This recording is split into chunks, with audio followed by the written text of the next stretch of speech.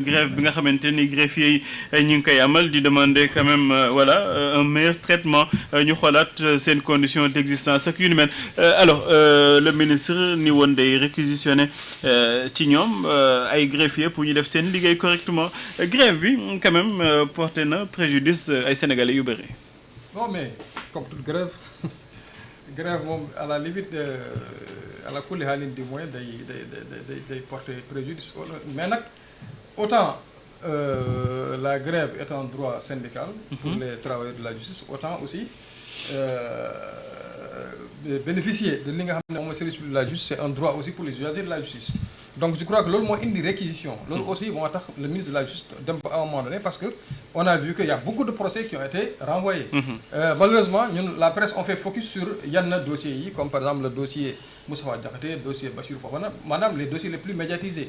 Mais aujourd'hui au tribunal du commerce par exemple fi nga xam ne là c'est le poumon de l'économie, les gens ne peuvent pas mënuñ disposer d'actes parce qu'il y a pas de greffier et xam nga mënul on ne peut pas ci yu bëri en tout cas surtout en matière pénale ak yenn affaires yi donc mënuñu def procès wala mënuñu def mënuñu jël yenn actes yi sans la présence d'un greffier. Et les greffiers ils sont en grève depuis plus d'un mois.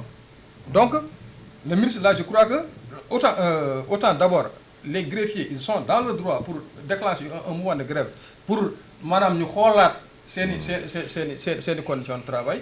Autant le ministre aussi est en droit de s'assurer du bon fonctionnement de la justice. te loolu moo créé réquisition nekkul loo xam ne kii nga xam ne moom mooy Ousmane Diagne dafa yeewu rek après créé ko. C'est une loi qui est là depuis 1972 qui a créé qui a érigé ce qu'on appelle la réquisition.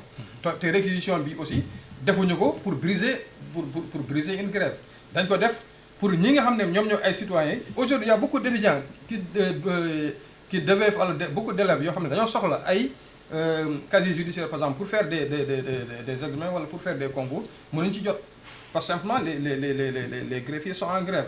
am na ñeneen ñoo xam ne aussi ils ont besoin peut-être de registre de commerce ñenn ñi bon chacun selon ses besoins. Mais en tout cas ñu bëri aujourd'hui dañuy dem tribunal à chaque fois quand ils vont là-bas on leur dit que les greffiers sont en grève. Donc à un moment donné nag il fallait que l'État non pas qu'il dise stop mais au moins que mu mën a garantir ñi nga xam ne aussi soxla nañu papier yooyu. Donc loolu mooy indi réquisition bi. Bon maintenant on va voir est-ce que parce que man dégg naa un des responsables syndicaux de SYTJUST mu naan bon de toutes les façons loolu bon en tout cas lu kii la ko jàppee woon c'est-à-dire def ko ñàkkal fayda.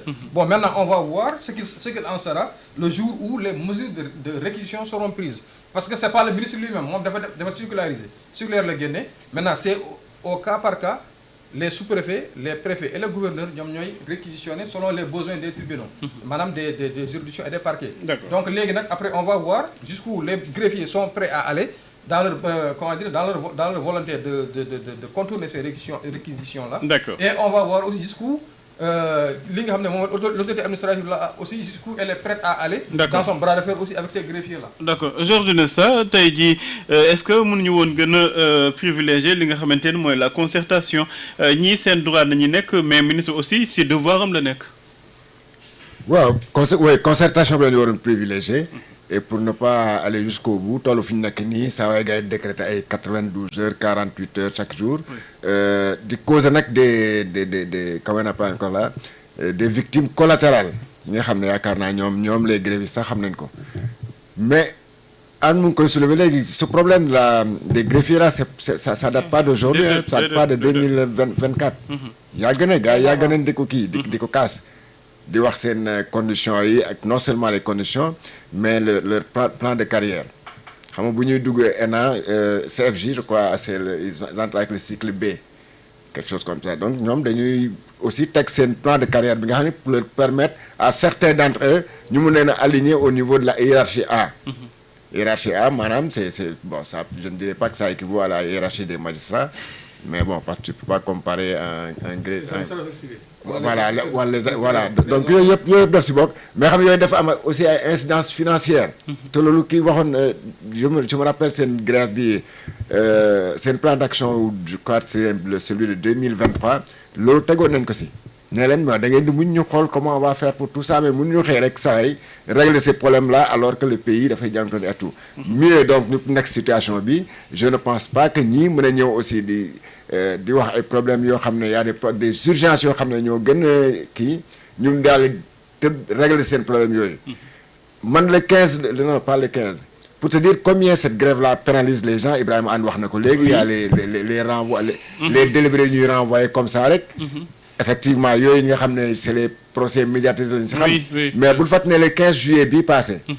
y avait même une étudiante qui m'avait interpellé par rapport à ça nee leen di ma naan est-ce que xam nga ne 15 juillet bi c'est la date butoir des dépôts pour ñi mu xam ne dañu bëgg a def le service militaire. D'accord. te 15 juillet boobu passé na nous sommes. judiciaire. waaw donc mënoo am casier judiciaire mënoo am certificat de nationalité. donc imagine ñooñu alors que la date de délai la date butoir c'était le 15. D'accord. donc ñooñu nag dañ doon ñaan sax pour ñu reculer date butoir bi te ñooñu ñi nga xam ne ñu ngi décréter ay 48 heures la léegi date butoir kenn lay doon. sans compter maintenant les innocents yoo xam ne alors ils n'ont rien à voir avec cette justice là. Oui. Ils n'ont rien à voir avec cette grève là également. Ils n'ont rien à voir avec le ministre. Le président keroog wax na ko bu ñuy def la rentrée des cours et tribunaux. Oui. La grève est en droit. C'est consacré par la Constitution. Mais nag aussi pour répondre un peu à cette réquisition du ministre de la Justice. Oui. Et que le syndicaliste semble rejeter, mais cette réquisition est normale. parce que mënu leen bàyyi aussi ñuy continuer de grève nii rek ñu tëj tribunaux yi ñii les justiciables di trinquer ñi nga xam ne dañu war a wut ay papiers di trinquer alors l'État comme ça le ministère comme ça ne voilà je ne peux rien faire donc autant vous avez le droit d'aller en grève mais autant aussi l'État a le droit de dire voilà le service minimum. Oui. C'est comme dans les hôpitaux vous avez le droit d'aller en grève. Mais il y a des cas ay urgences yoo xam ne bu xewee dañu taxaw ne médecin yi nga xam ne nañu def le service minimum au moins. D'accord. Cette réquisition là c'est pas une première. Transport Dakar Sotak mos na fi grève. Le ministre des Transports à l'époque avait réquisitionné la police et la gendarmerie ñuy dawal bus yi. Donc c'est la même chose. enseignants yi ak Macky Sall bañ leen di jëli seen kër sax den liggéey. Mais justement voilà c'est la même chose.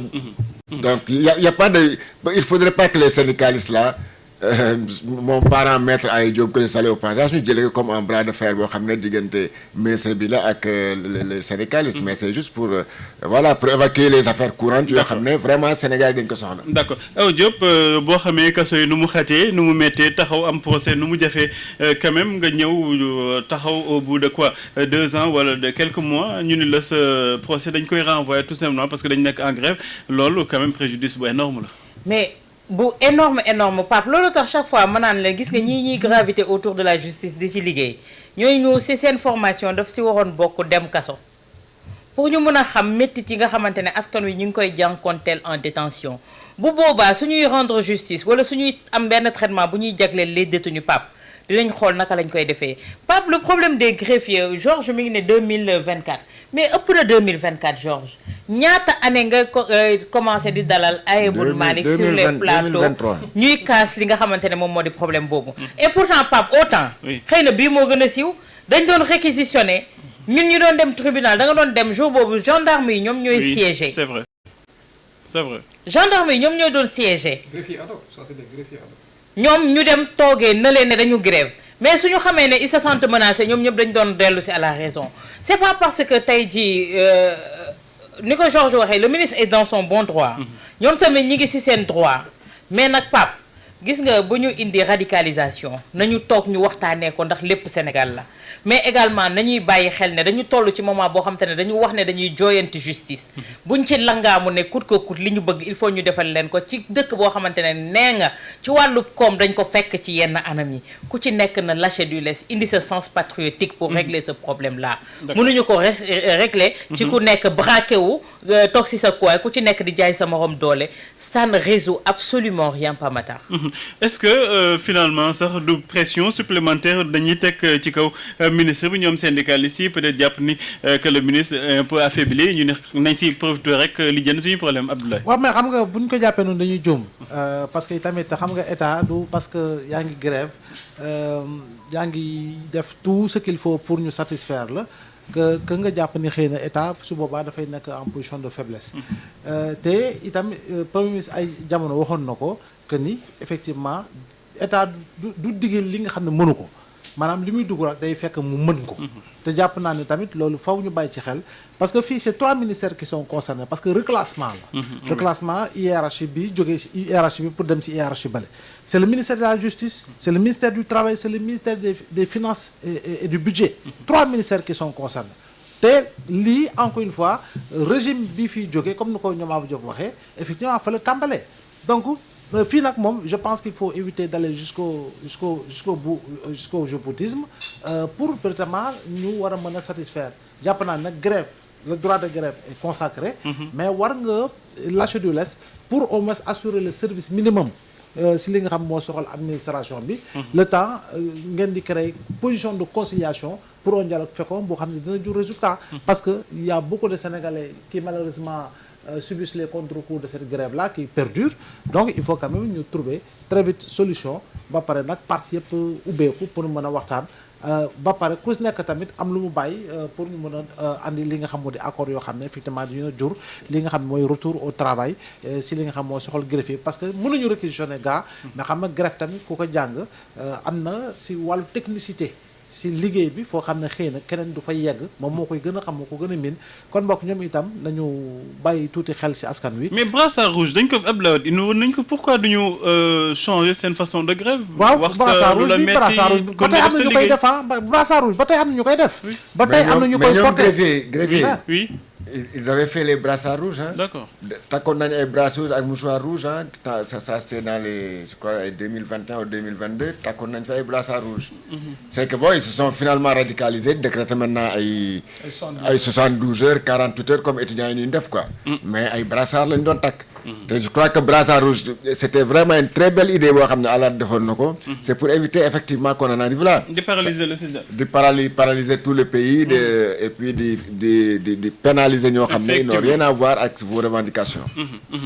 alors di la jaajëfal bu baax a baax Georges Nesta Diop di jaajëfal aussi Thierno Ibrahima Anne di jaajëfal sama jaxbataaw Diop Ndiaye ak Abdoulaye Mbow Lo ak Ndir ñoo nekkoon